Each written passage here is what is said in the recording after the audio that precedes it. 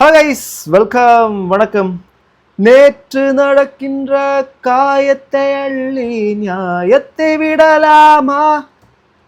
நியாயம் காயம் அவனே அறிவாய், அவனிடம் மடியில் விட்டு தோழா, முன்னால் வாடா, உன்னால் முடியும். இள தளபதி தளபதி நீதான் அன்பு தலைவா, வெற்றி நமக்கே, அழகிய தமிழ் மகன் நீதானே. ഇത്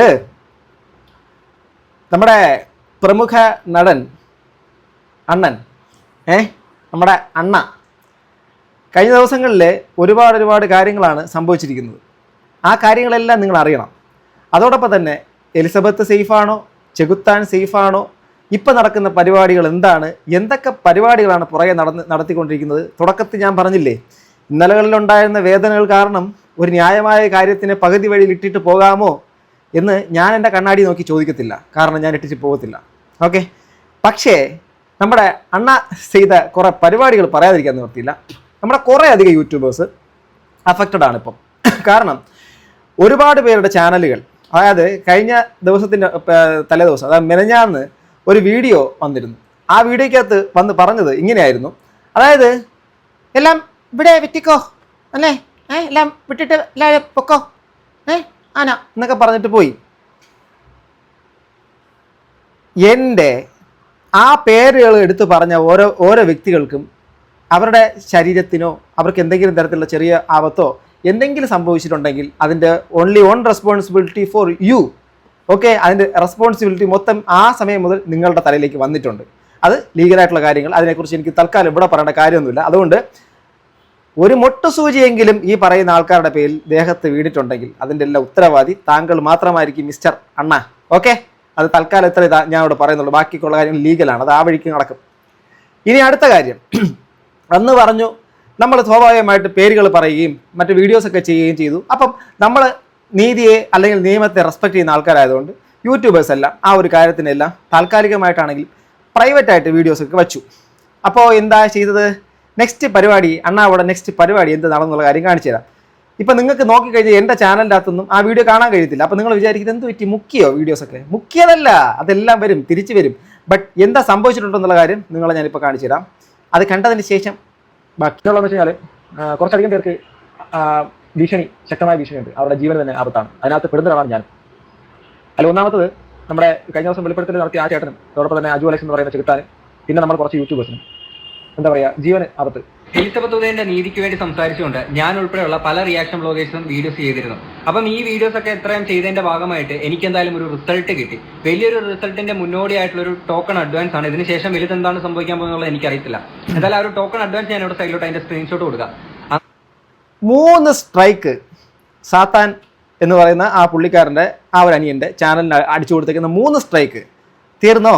ബാക്കിയുള്ള യൂട്യൂബേഴ്സിൻ്റെ എല്ലാത്തിൻ്റെ ചാനലുകളെ കുത്തിയിരുന്നുകൊണ്ട് സ്ട്രൈക്ക് അടിച്ച് പൂട്ടിക്കുക. നമ്മളൊക്കെ ചെയ്തേക്കുന്ന വീഡിയോ സ്ട്രൈക്ക് അടിച്ച് പൂട്ടിക്കുക. അഥവാ നിങ്ങൾക്ക് അറിയാത്തവർക്ക് വേണ്ടി മാത്രം പറഞ്ഞുതരാം, യൂട്യൂബിൻ്റെ ഒരു കമ്മ്യൂണിറ്റി ഗൈഡ് ലൈൻ പോളിസി ഉണ്ട്. അതായത് ഒരു ചാനലിൽ 3 സ്ട്രൈക്ക്, 3-ലധികം എന്നുള്ള കാര്യമില്ല, 3 സ്ട്രൈക്കോ അതിന് മേളിലോ വന്നു കഴിഞ്ഞാൽ 7 ദിവസത്തിനുള്ളിൽ ആ സ്ട്രൈക്ക് തന്ന ആളത് മാറ്റിയിട്ടില്ല എങ്കിൽ ആ ചാനൽ ഓട്ടോമാറ്റിക്കലി ടെർമിനേറ്റഡ് ആവും. വെറും 7 ദിവസത്തിനുള്ളിൽ ആ അവസരം തരും. 7 ദിവസം കൊണ്ട് നിങ്ങൾ ആ സ്ട്രൈക്കിന് ആ വ്യക്തിയുമായിട്ട് പറഞ്ഞ് നിർത്തിക്കോളണം. ആ ക്ലിയർ ആക്കിയിട്ടില്ല എങ്കിൽ എന്ത് സംഭവിക്കും, ചാനൽ ടെർമിനേറ്റഡ് ആവും. ഏതാണ്ട് വർഷങ്ങളോളം കഷ്ടപ്പെട്ട് കൊണ്ടുവന്ന ചാനലിനെ ഒരു നിമിഷം കൊണ്ട് ഇദ്ദേഹം ആ എന്താണ് ഒരു വാണിംഗ് പോലെ ഭീഷണി പോലെ പറഞ്ഞൊരു കാര്യം ഓക്കെ ലീഗലായിരിക്കും എന്ന് വിചാരിച്ചു. ലീഗലാണെങ്കിൽ നമ്മൾ ലീഗൽ മാർഗത്തിലേക്ക് പോകും. പക്ഷേ അതിനെക്കാട്ടിലപ്പുറത്തേക്ക് പുള്ളിയുടെ കാല് പിടിപ്പിക്കാൻ ചാനൽ ടെർമിനേഷൻ ആവുമെന്നുള്ള കാര്യം വരുമ്പോൾ നമ്മൾ പോയി കാല് പിടിച്ച് ആളുടെ മാപ്പ് പറഞ്ഞ് ആളാണ് പോട്ടാണ് ഇനി നമ്മളൊന്നും ഇല്ലണ എന്ന് പറയുമെന്ന് വിചാരിച്ചിട്ട് പുള്ളിക്കാരൻ എല്ലാവരുടെ ചാനൽ ടെർമിനേറ്റ് ചെയ്യിപ്പിക്കാൻ വേണ്ടിയിട്ട് ഇങ്ങനെ സ്ട്രൈക്ക് അടിച്ചു. ഇതിനകത്ത് ഒരു പണിയും കൂടെ കിട്ടിയിട്ടുണ്ട്. ഓക്കെ, നമ്മുടെ ചാനലിന് 3 കോപ്പറേറ്റ് സ്ട്രൈക്ക് വന്നിരിക്കുകയാണ് ഫ്രം ദാറ്റ് നടൻ. Okay, 3 copyright strike. നിങ്ങൾക്ക് അറിയാലോ, യൂട്യൂബിന്റെ ഒരു പോളിസി പ്രകാരം 3 സ്ട്രൈക്ക് വന്നു കഴിഞ്ഞാൽ നമ്മുടെ ചാനൽ ടെർമിനേറ്റ് ആയി പോകും. നമുക്ക് വീഡിയോസ് പോലും ഇടാൻ പറ്റില്ല.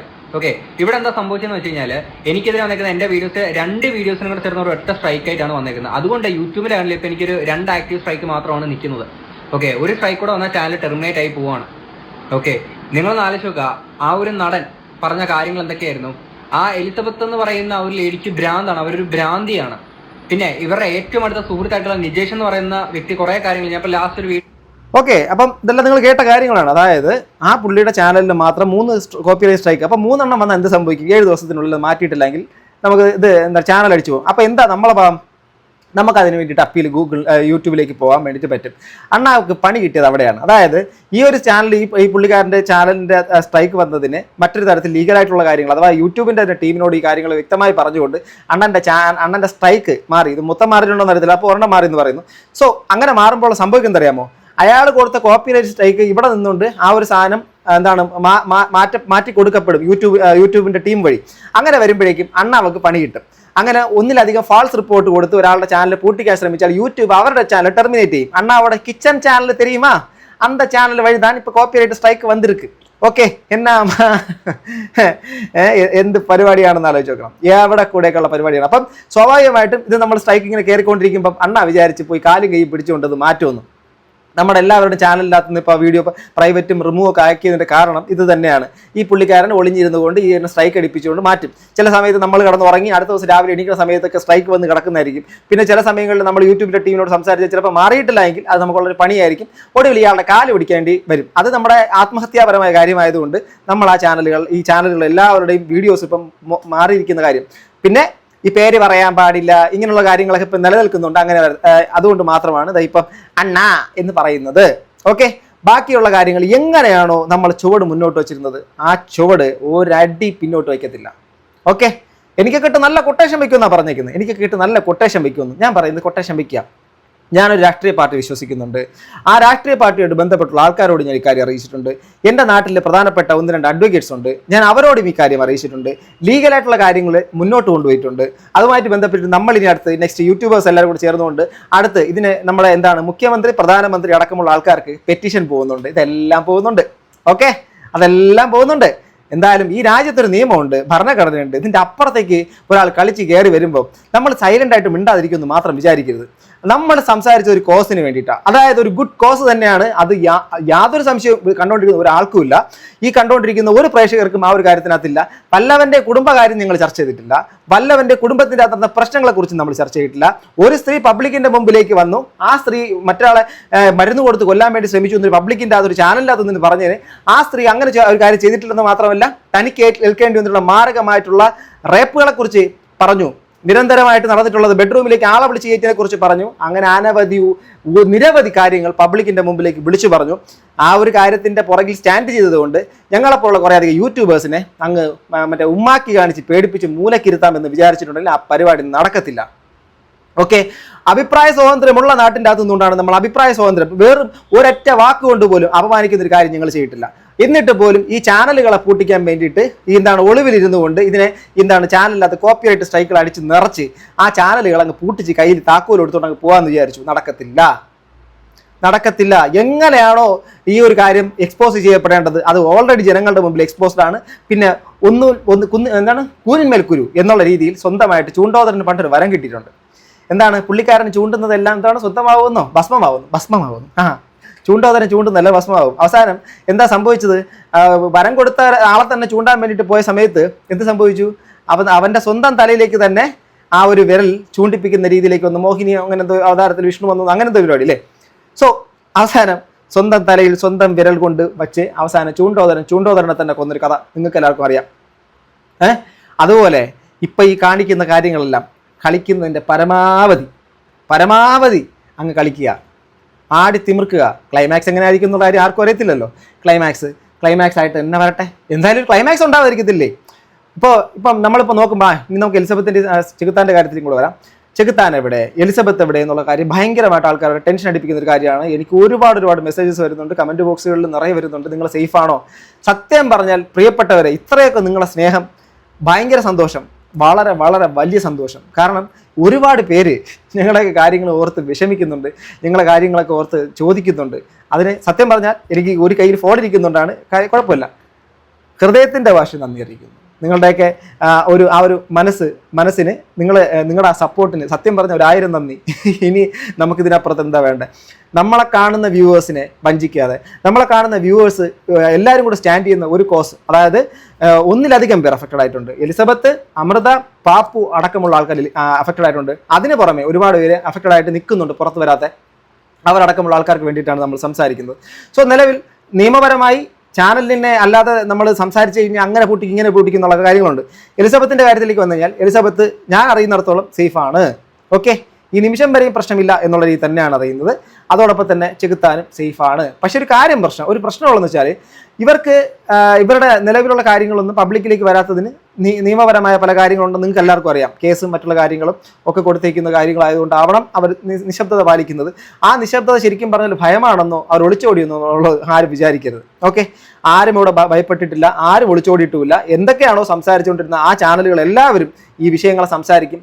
പക്ഷേ അവർ ചിലപ്പം അണ്ണയെന്നോ അണ്ണാച്ചിയെന്നോ അല്ലെങ്കിൽ വേറെ നടനെന്നോ അങ്ങനെയൊക്കെയുള്ള രീതിയിലേക്കായിരിക്കും നിങ്ങൾ വീഡിയോസ് ഇടുക.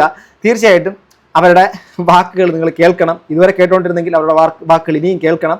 ഇവിടെ ആരും തളർന്നിട്ടില്ല, ഒന്നുമില്ല. പിന്നെ ഒരു കാര്യം, നമ്മൾ എന്ത് കാര്യം വന്നാലും ഒരു പ്രിക്കോഷൻ എടുക്കണമല്ലോ.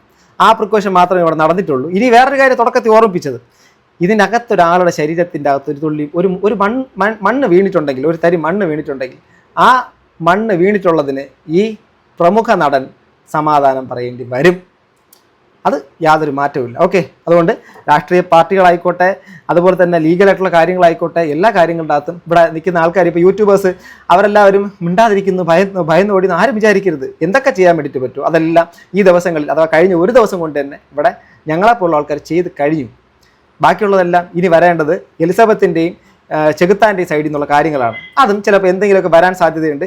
വരാൻ സാധ്യത വെച്ചാൽ മീൻസ് എന്താണ്, അവർക്ക് പബ്ലിക്കിൻ്റെ മുമ്പിലേക്ക് അഡ്രസ്സ് ചെയ്യപ്പെടണ്ടേ. ഒന്നുകിൽ എലിസബത്തിൻ്റെ അറസ്റ്റ് നടക്കണം, നോൺ ബെയിലബിൾ ഒഫൻസിനാണല്ലോ വന്നിരിക്കുന്നത്.